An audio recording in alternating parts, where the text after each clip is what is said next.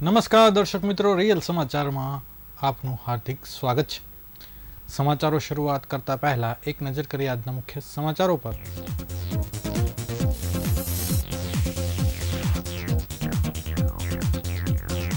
વડોદરા અને આણંદને જોડતો ગંભીરા બ્રિજ વહેલી સવારે થયો ધરાશાયી।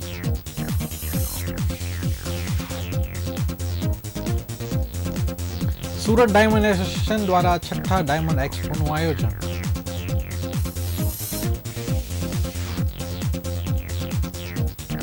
સુરતમાં પોલીસ દ્વારા દરેક ઝોનમાં મેગા ડ્રાઈવ ચલાવાઈ। પ્રિસ્ક્રિપ્શન વગર નશાકારક ટેબ્લેટ અને સિરપ વેચતા મેડિકલોમાં તપાસ। લિંબાયત વિસ્તારમાં એક યુવકની ચપ્પુના ઘા ઝીકી નિર્મમ હત્યા।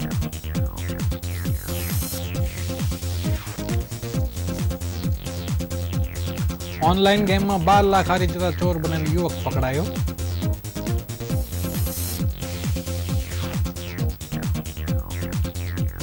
સચિનના લૂંટના લૂંટારોએ 2 દિવસ પહેલા જ બિહારથી લૂંટ કરવા માટે સુરત લાવ્યા હોવાનું સામે આવ્યું છે।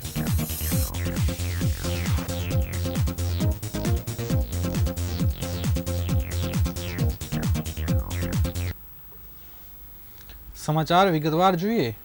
મધ્ય ગુજરાતથી સૌરાષ્ટ્રને જોડતો મહીસાગર નદી પરનો 45 વર્ષ જૂનો ગંભીરા બ્રિજ આજે 9 જુલાઈના રોજ વહેલી સવારે તૂટી પડતા હાહાકાર મચી ગયો હતો। આ ઘટનામાં બ્રિજ ઉપરથી પસાર થઈ રહેલી 2 ટ્રક, 2 પિકઅપ અને 1 રિક્ષા 2 કાંઠે વહેતી મહીસાગર નદીમાં ખાબક્યા હતા, જેમાં 10 વ્યક્તિઓના કરુણ મોત નિપજ્યા પામ્યા છે, જ્યારે 8થી વધુ લોકોને રેસ્ક્યુ કરી બચાવી લેવામાં આવ્યા છે। આ ઘટના બનતા મજબૂર સહિત આસપાસના ગામના લોકો ટોળે ટોળા સ્થળ ઉપર ઉમટી પડ્યા હતા। તે સાથે જ પાદરા પોલીસ પણ ઘટના સ્થળે દોડી જઈ કાર્યવાહી હાથ ધરી હતી। ઉલ્લેખનીય છે કે સુસાઇડ પોઈન્ટ તરીકે કુખ્યાત આ બ્રિજ તૂટી પડતા આણંદથી વડોદરા, ભરૂચ અને અંકલેશ્વરનો સંપર્ક તૂટ્યો હતો।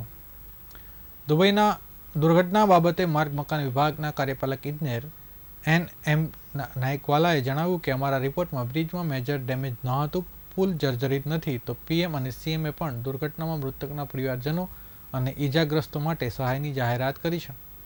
આ ઘટનામાં બોરસદના રહેવાસી રજાકભાઈનો પણ ચમત્કારિક બચાવ થયો હતો। તેઓ એક પિકઅપ વાનમાં સવાર હતા, જે પુલ ધરાશયી થતાની સાથે જ નીચે ખાબકી હતી। તેઓ બ્રિજ પરથી પસાર થઈ રહ્યા હતા ત્યારે જ અચાનક પાછળથી અવાજ આવ્યો અને ડ્રાઈવરે કીધું કે ઉતરી જાઓ, પુલ તૂટ્યો। ત્યારે તેમની ગાડી થોડી આગળ વધી ગઈ હતી, તેમ છતાં તે પાછી ખેંચાઈ અને નીચે પડવા લાગી। જોકે સમયસૂચકતા વાપરીને રજાકભાઈ, જયેશભાઈ અને ડ્રાઈવર અનવરભાઈએ કૂદકો મારી દીધો હતો, જેના કારણે તેમનો આબાદ બચાવ થયો હતો।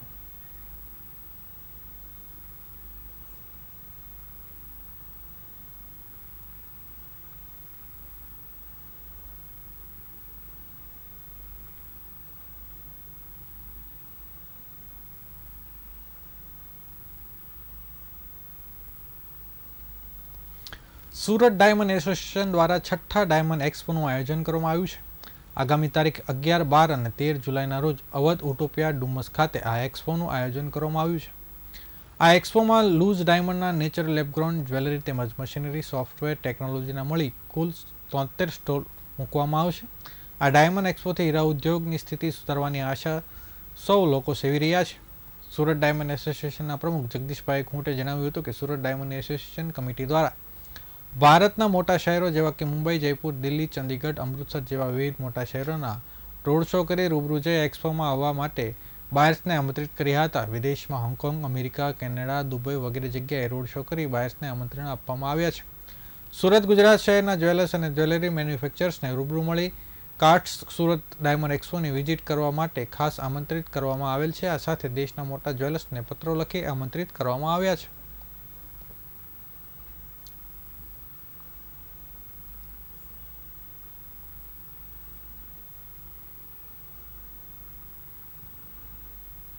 હું જગદીશ કોટ, પ્રેસિડેન્ટ સુરત ડાયમંડ એસોસિએશન।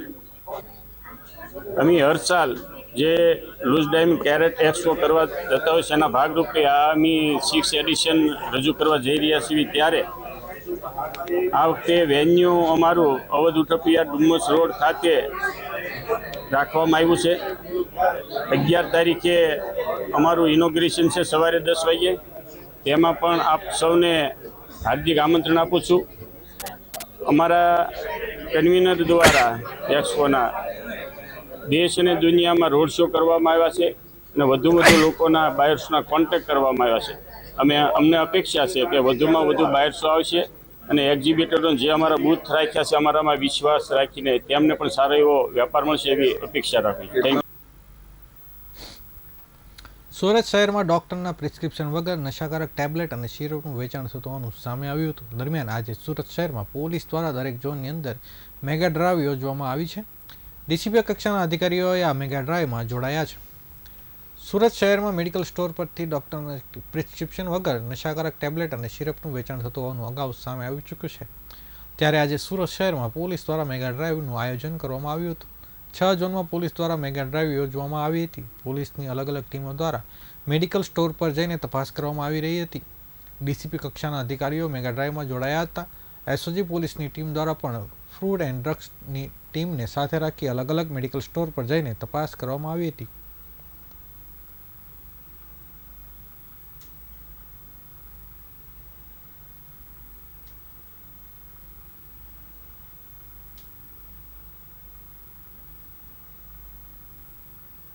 સિટીની અંદર આજે એક સાથે સમગ્ર સિટીમાં તમામ જે પોલીસ સ્ટેશન છે એની અંદર જે પણ મેડિકલ સ્ટોર છે ત્યાં જે કોડિન સિરપ કે જે પ્રતિબંધિત છે અને બીજી જે કોઈ ટેબ્લેટ જે પ્રતિબંધિત છે જે પ્રિસ્ક્રિપ્શન વગર ન આપી શકાય એના માટેની ટ્રેપ પણ ગોઠવવામાં આવી અને વિવિધ જગ્યાએ રેડો પણ કરવામાં આવી અને જ્યાં એનો જે સ્ટોક છે એ મળી રહેતો હોય એને પ્રિસ્ક્રિપ્શન વગર ન આપતા હોય એવી જગ્યાએ સૂચના આપવામાં આવી કે ભાઈ આ જે પ્રતિબંધિત વસ્તુઓ છે જો કોઈ પ્રિસ્ક્રિપ્શન વગર આપશો અને આગળ જતાં જો પકડાશે તો એના ઉપર એનડીપીએસને એક્ટને લગત કાર્યવાહી કરવામાં આવશે અને જે તે મેડિકલ સ્ટોરવાળાનું નામ પણ ખુલશે તો એને એરેસ્ટ કરવામાં આવશે.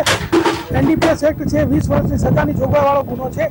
એટલે જે કોઈ મેડિકલ સ્ટોર ધરાવતા હોય એમને ખાસ તાકીદ છે કે ભાઈ જે કોઈ એનડીપીએસ એક્ટની જોગવાઈઓ છે, ફૂડ એન્ડ ડ્રગ એક્ટની જે જોગવાઈઓ છે એ મુજબ કાર્ય કરે અને પ્રતિબંધિત ચીજવસ્તુઓ નાના બાળકોને કે યુવાનોને કે એને જેને નશાની લત હોય એને ન આપે. જો આ લોકો આનું પાલન નહીં કરવામાં તો ભવિષ્યમાં ખૂબ જ કડક અને આકરા પગલાં ભરવામાં આવશે. સુરત શહેરના લિંબાયત વિસ્તારમાં આવેલા ટ્રિશનલ ચોકી નજીક સોમવારે રાત્રે એક યુવકની ચપ્પુના ઘા ઝીકીને નિર્મમ હત્યા કરી દેવામાં આવી છે. મૃતકની ઓળખ નૂરાની મસ્જિદ વિસ્તારના રહેવાસી 21 વર્ષીય અરબાજ ઉર્ફે બિન્દ્રા રિયાઝ ખાન તરીકે થઈ હતી. પ્રાથમિક તપાસમાં હત્યાનું કારણ માત્ર 1000માં ખરીદવામાં આવેલ એક મોબાઈલ ફોનને લઈ થયેલ સામાન્ય વિવાદ હોવાનું સામે આવ્યું છે.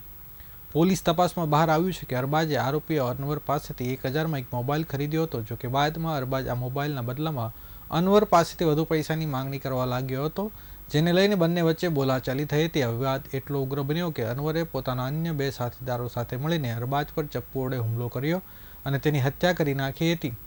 ઘટનાની જાણ થતાં જ લિંબાયત પોલીસ ઘટના સ્થળે પહોંચી હતી. તાત્કાલિક કાર્યવાહી હાથ ધરી હતી. પોલીસે મામલે 3 આરોપી વિરુદ્ધ હત્યાનો ગુનો નોંધી તપાસ શરૂ કરી દીધી છે. અનવર સહિત 3 લોકોની આ હત્યામાં સંડોવણી સામે આવી છે. આ ઘટનાને પગલે સમગ્ર વિસ્તારમાં સનસનાટી ફેલાઈ ગઈ છે, જ્યારે પોલીસે મૃતદેહને પોસ્ટમોર્ટમ માટે મોકલી આપ્યો છે.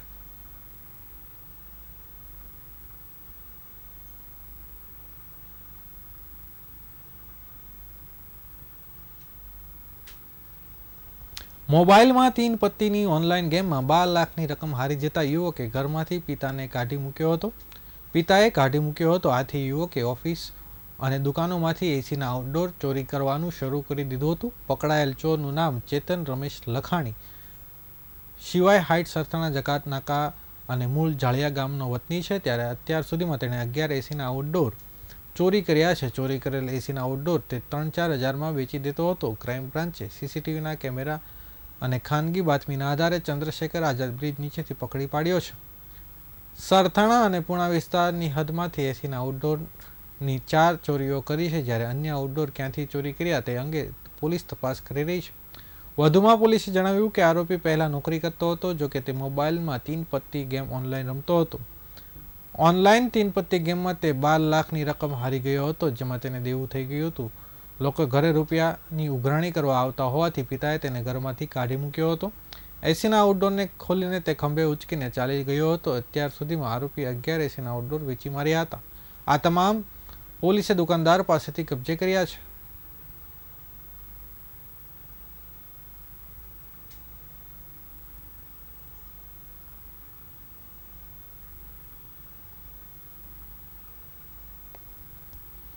સુરતના સચિન વિસ્તારમાં આવેલા શ્રીનાથજી જ્વેલર્સમાં ત્રાટકેલા 4 લૂંટારુઓએ ફાયરિંગ કરીને જ્વેલર્સના માલિકની હત્યા કરી હતી અને દાગીનાની લૂંટ કરીને ભાગતા હતા ત્યારે લોકોએ 4 પૈકી એક આરોપીને પકડી પોલીસને હવાલે કર્યો હતો. પોલીસની પ્રાથમિક તપાસમાં આરોપી 2 દિવસ પહેલા જ બે હાથથી લૂંટ કરવા માટે સુરત આવ્યો હતા. આજે મૃતક જ્વેલર્સ માલિક આશીષભાઈ મહેશભાઈ રાજપરાની અંતિમ યાત્રા નીકળી હતી. મોટી સંખ્યામાં સ્થાનિક લોકો અંતિમ યાત્રામાં જોડાયા હતા. આશીષભાઈ મોતને લઈ પરિવાર શોકમાં ગરકાવ થઈ ગયો છે. પોલીસ દ્વારા ફરાર થયેલ અન્ય 3 આરોપીને પકડવા માટે ચક્રો ગતિમાન કર્યા છે. આશીષ રાજપરાની અકાળે વિદાયથી તેમના પરિવાર પર આપ તૂટી પડ્યું છે. તેમની પત્ની ગુંજલબેન અને 2 પુત્રીઓ ધોરણ 12માં અભ્યાસ કરતી આરવી અને ધોરણ 8માં અભ્યાસ કરતી એન્જલના હૃદયદ્રાવક આક્રમણથી સમગ્ર સચિન વિસ્તારમાં ગમગીની છવાઈ ગઈ હતી.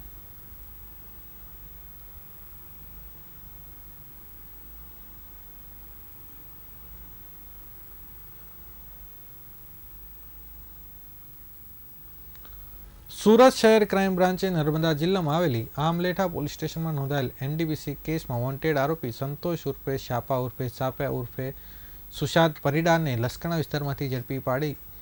આરોપીને મૂળ ઓડિશા ગંજામ જિલ્લામાં રહેવાસી છે અને સુરતમાં કામરેજ વિસ્તારમાં રહેતો હતો. ધરપકડ પોલીસને ખાનગી બાતમીના આધારે શક્ય બની હતી, જેમાં જણાવ્યું કે સંતોષ હાલમાં સુરતમાં છે. ઉલ્લેખનીય છે કે માર્ચ 2025ના રોજ નર્મદા જિલ્લાની નવા રાજુડિયા ગામ નજીક એક મારુતિ સેલેરિયા કારમાંથી દેવદત્તપુરી નામના ઈસમ પાસેથી 2,91,590 મૂલ્યનો 29.159 કિલો ગાંજાનો જથ્થો પકડવામાં આવ્યો હતો, જે સંતોષ પરિડા દ્વારા મોકલવામાં આવ્યો હતો હોવાનું તપાસમાં ખુલ્યું હતું.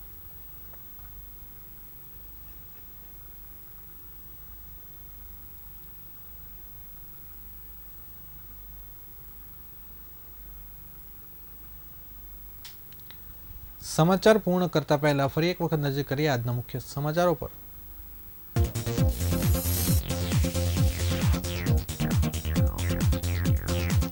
વડોદરા અને આણંદને જોડતો ગંભીરા બ્રિજ વહેલી સવારે થયો ધરાશાયી.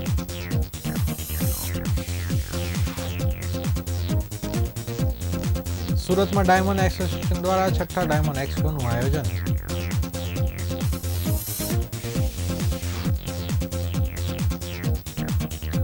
સુરતમાં પ્રિસ્ક્રિપ્શન વગર નશાકારક ટેબ્લેટ અને સિરપ વેચતા મેડિકલોમાં તપાસ.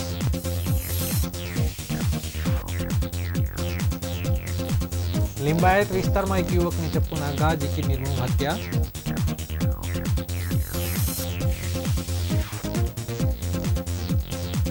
ઓનલાઈન ગેમમાં 12 લાખ હારી જતા ચોર યુવક પકડાયો.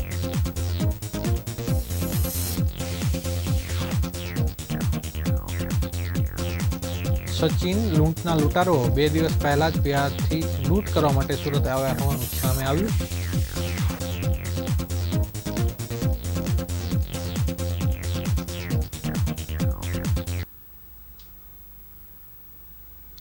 આ હતા અત્યાર સુધીના રિયલ સમાચાર. નવા સમાચારો સાથે ફરીથી મળીશું, ત્યાં સુધી રજા આપશો. નમસ્કાર.